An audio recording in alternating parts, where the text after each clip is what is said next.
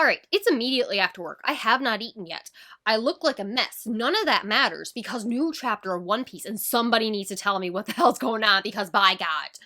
So many things happen in very few pages. The last page got me absolutely shook for many reasons. I didn't what Okay, so starting with beginning of chapter. 63 years ago, we are having a refresh on Jarl's partner was killed during the winter solstice by Big Mom, aka Linlin.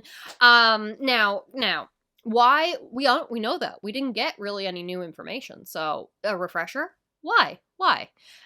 Is Big Mom coming back? Is she going to come to Elbath? Is her and Luffy going to have a fight? Is Gerd going to be involved? Will she redeem herself, complete her story arc, or is she dead? We don't know, but I feel like this is helping my thought that Big Mom is still alive. So I need her to come back because her story just feels incomplete to me. Now, immediately after that, there's been another bunch of incidences that are all blamed on the young Prince Loki. Even though he's a baby, there is no curse, and none of this is his fault. So, storms, fires, not plagues, frost and cold that destroy the crops, and we're into famine, and storms are involved. Giants are turning on each other. Some want to go pillage and plunder villages. Other one says, no, that's not what King Harold wants. They're bickering and fighting among each other in this terrible bloody time. And then the rumors of Prince Loki's curse continues to spread across the land through no help from his mother whatsoever. We see little baby Loki reaching out for his mother, going goo goo and gaga and all that, and being adorable. And she's screaming at the people, being like, no, gouge out its eyes. I get it away from me. The plague and the curse will just spread. And then you have, eventually, King Hyrule coming back. And just as one of the giants is going to take vengeance on Loki's curse up by killing Hyrule as a sacrifice as his older brother, because that makes just as much sense as the whole curse thing did. King Harold shows up and beats the older giant bloody, and it's like, yeah, don't touch my kid. He's like, listen, I have made alliances. I heard about the famine. I came back as soon as I could. I told our allies about what is happening, and they immediately, without hesitation, brought us food. And we will repay this kindness someday. If these folks are ever in trouble, it'll be our honor, our duty to return this favor to them. So that, you owe humans something here, giant. So they bring in a bunch of food. Everyone's able to finally eat again. Previously, we had like a mother telling their small child that was the last of the bread. So like, it was a bad time. The famine lasted a while. The King Harold buddy, he took his time getting back here, the words, messages getting to him, and him getting the alliances to bring the food. Then we have the Queen's death. Boo-hoo. Like, no, King Harold's crying. I don't know what he's crying about. Like, did they even, other than having Loki, did they even talk? I don't know what, but anywho, everyone's so sad. I am not. And then, King Harold goes to look at Loki, and he sees the bandages on his eyes. Like, what's going on with that? Oh, yeah, he can see, but he was born with this eye condition. King just cuts him off because I guess he doesn't want any more information, and he won't even smile at me. It makes sense. His mother just died. He can't be very happy right now. Yeah, that's why he's upset. How old was he? At only a few months old, Loki had given up on the idea of love. I hate his mother. I hate this queen so much. Violently so. Then King Harold is also like, look at all these scratches here. Yeah, those scrapes are actually from, and then never explained. Like, did the king know about how his son was abused? Probably not. And if he did, he didn't really do anything about it because he leaves for adventures because all that's important to him is his allies across the sea and making those bonds and everything, which, the kingdom needs it, but it specifically says neglecting everything else as Loki is left behind. Like, he wants his parents' love, so he already lost his mother's love, and now his father's completely ignoring him. Is he also ignoring the fact that, like, he had been abused? Did the advisor people even tell him, or did they just ramble off and the king didn't care enough about his own child to ask about it? Don't know. He's left with his uncle, the brother of the former queen, and I'm just like, oh, that's not good. And he starts calling Loki a freak, and it's like, you're responsible for my sister, your mother's death. And I'm like, my God. We see a panel later where he's taken the abuse, and then we hear about the horses dying, and then we hear about the uncle falling into the pit of the underworld, and I'm assuming dying down there, and I'm just like, I hope Loki pushed you.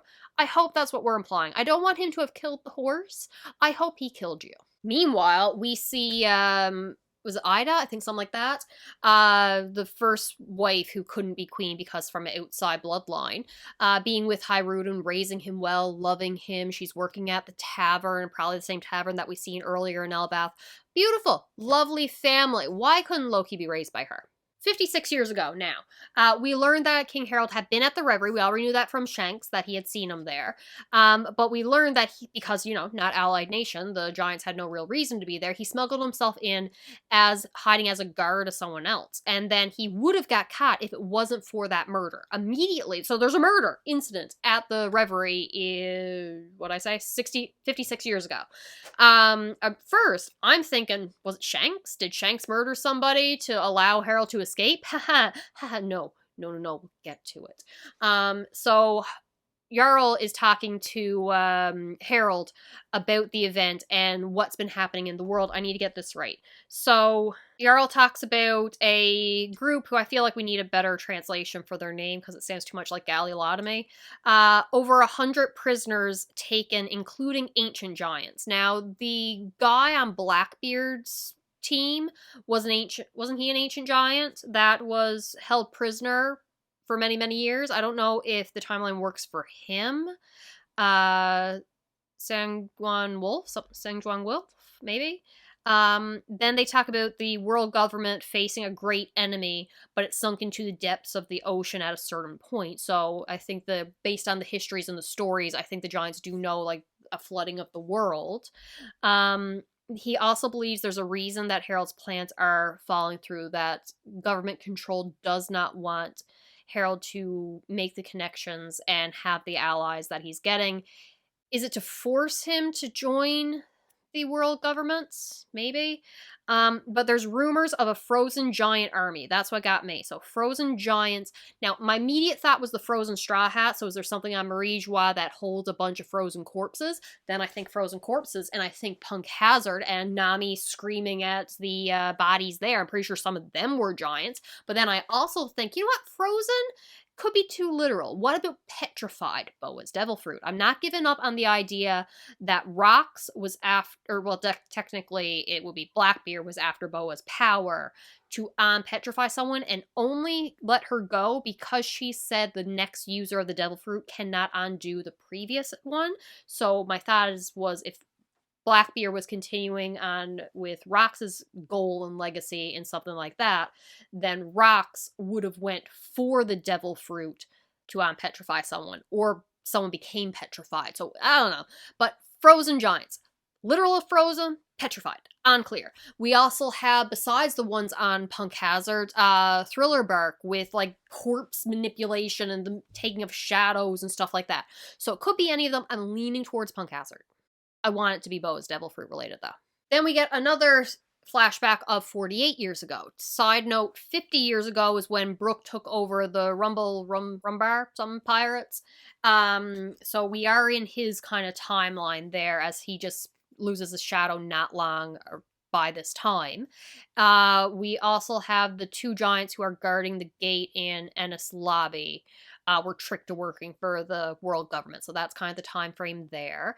And now Harold is gone, being a good king and forming connections across, having voyages across the seas, fine, leaving Loki alone, and now he's taking that out on everybody, making it everybody's problem, as he's raiding villages and attacking people. Hyrule gets involved, saying, my father worked to bring people together, this is not what he would want. Loki's like, you're just a bastard, don't ever call this man prince, I hate you, you're soiled blood, dirty blood, and they're fighting, and Loki, very much, even though the younger brother is quite bigger, and takes him out no problem. So Hyruden's the only one standing up to Loki, but then Gerd tries to stand up for Hyrule, even though the cook buddy who becomes the cook is like, don't try to defend him, he's going to think we're friends. We are his friends. So they all start fighting. Eventually Loki ends up falling off the cliff into the underworld, and I'm like, he didn't fall, did he jumped or purposely fell. This is giving me Kaido vibes. My poor sweet boy, who's done nothing wrong in his entire life, minus burning a couple villages down and assaulting a lot of people, is laying in the snow, crying, saying, I can't even die. And I'm just like, somebody give him a hug. And he might get one. He might get one. Do you know why? Because my beloved Whitebeard shows up. Sweetheart, darling, angel, did nothing wrong in his entire life. Shows up. And unlike other people who are just like being all mean to him, Whitebeard's just like, that's a giant. He's pretty big though. Why are you crying? He's concerned, is my bet. His other shipmate is just like, yeah, where's the welcome party? Are we on Elbath? Who is this kid? And I'm just like, be nice to Loki. Be nice to him. But then we get the absolute shocker. And you know Oda enjoyed throwing this out there as he just introduces Roxy Zebek like it's nothing with a little thing under his name saying, Father of Blackbeard. I know we all assumed it. I kind of assumed it was the same, something to do with souls, wasn't sure if it had to be a blood relation, but is anyone surprised? How am I not surprised but utterly shocked at the same time? Because we knew this was a likely option, the most likely option, if it wasn't some weird soul thing. Blackbeard, his father is Roxy Zebek. Again, we all knew it. This is not a shock. Why am I shocked? So Rox is all, hey, answer my 2 questions right now, kid. Is this Elbath? Is Harold here? And I guess the answer is yes and no. But then we get more information. So Harold encountered this man at the Reverie 8 years ago, during which this man escaped after killing an admiral of the Marine headquarters. So 2 things. 1, the murder incident that allowed Harold to escape. Purposely? Did he kill him purposely to get Harold out of there because he needed Harold for something? Unclear. Was Rox a prisoner the same way Kaido was? Were they experimenting on him? Was it because of his weird something about body and genetics they passed on to Blackbeard? I'm leaning more towards that now. He got his crew pretty quick. It's been 8 years. He would have time to get his crew. Was committed by Rox, not Shanks or anyone else. And then, why was Rox at the Reverie? Why? Because you need to be like world noble, a military, high-ranking, bodyguard, connection to the king. Why was Rox there? Did he pull a Fisher Tiger and just climb up the red line? Unlikely. Did he bring his whole crew? Was it only Rox? Why was he there?